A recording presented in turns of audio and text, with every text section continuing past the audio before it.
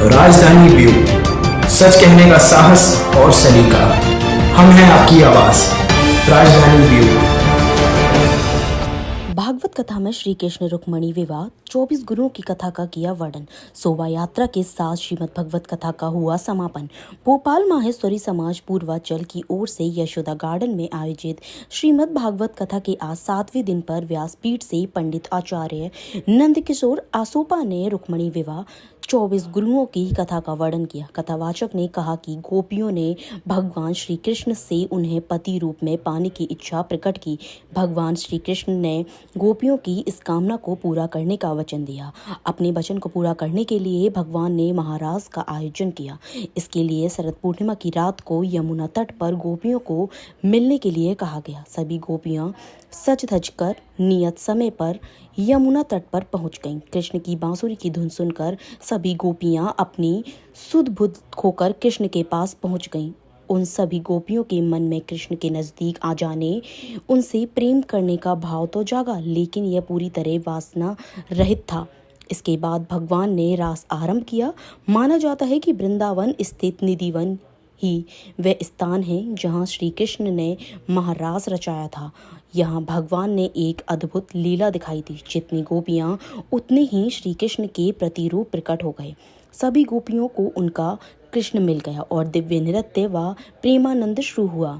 रुक्मणी विवाह का वर्णन करते हुए कहा कि भगवान श्री कृष्ण ने सभी राजाओं को हराकर विदर्भ की राजकुमारी रुक्मणी को द्वारका में लाकर उनका विधि पूर्वक पाणी ग्रहण किया। मौके पर आयोजक मंडली की ओर से आकर्षक वेशभूषा में श्री कृष्ण व रुक्मणी विवाह की झांकी प्रस्तुत कर विवाह संस्कार की रस्मों का पूरा किया। भगवान दत्तात्रेय ने 24 गुरु बनाए। वे कहते थे कि जिस किसी से भी जितना सीखने को मिले, हमें अवश्य ही उन्हें सीखने का प्रयत्न अवश्य करना चाहिए। उनके 24 गुरुओं में कबूतर, पृथ्वी, सूर्य, पिंगला, वायु, मृग, समुद्र, पतंगा, हाथी, आकाश, जल, मधुमक्खी, मछली, बालक, कुरर पक्षी, अग्नि, चंद्रमा, कुमारी कन्या, सर्प, तीर बनाने वाले, मकड़ी, भृंगी, अजगर, भ्रमर आदि के बारे में बताया। 7 दिवसीय भागवत कथा के समापन पर पंडित जी ने कहा कि बहुत बड़ा सौभाग्य होता है, भगवान की कृपा होती है तब ऐसे आयोजन होते हैं। मुझ पर मेरे गुरुओं, माता पिता का आशीर्वाद से यह भागवत कथा कहीं आपने बहुत ही शानदार व्यवस्था की है।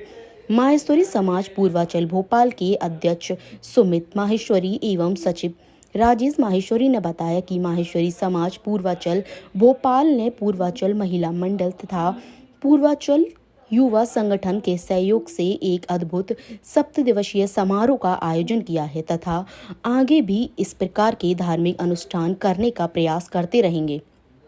इस कथा का सार सदाचार, सेवा और त्याग से संभव है। ऐसा हम साधारण मानव समाज के लिए यह शाश्वत संदेश है। कथा के पश्चात श्रीमद् भागवत की विदाई पूरे गाजे बाजे के साथ शोभा यात्रा स्वरूप में निकाली गई।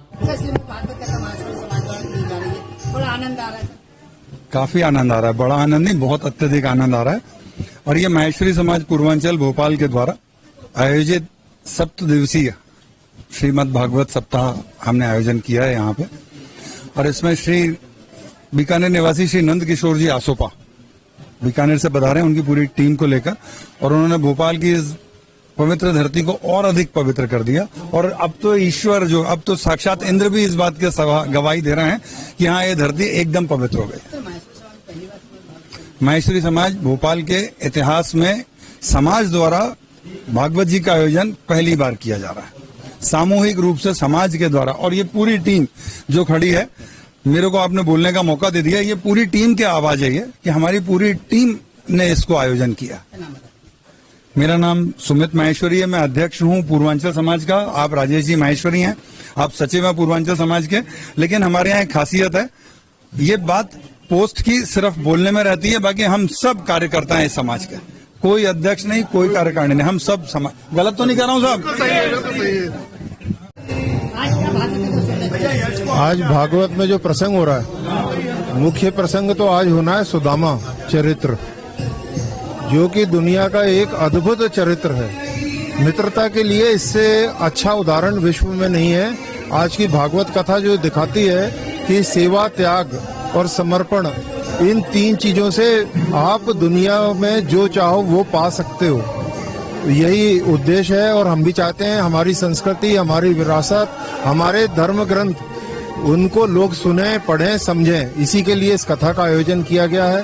पितृपक्ष के अंदर में पुनः मैं दोबारा आपसे बोल रहा हूँ कि जितनी दिवंगत आत्माएं हैं उनकी स्मृति में आयोजन किया गया है।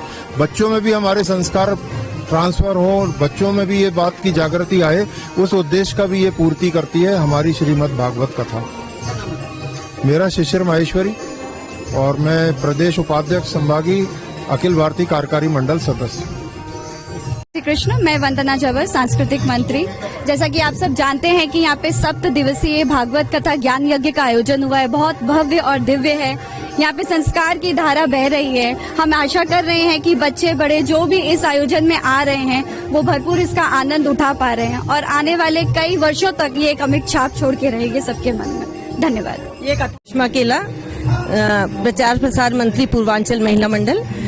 जो हमारे यहाँ भागवत जी चल रही है उसका जो सार है, जो हम लोग शायद हर बार जब भागवत होती है तो थोड़ा थोड़ा सीखते हैं, और जो सीखते हैं वो हम अपने समाज को, अपने घर में हम कैसे दे सकते हैं, उसकी हमें ज्यादा शिक्षा मिलती है। और हम सीखेंगे तो हमारे बच्चे भी सीखें आगे और युवा पीढ़ी भी हमारे साथ जुड़े, ये इसका हमारा सार है।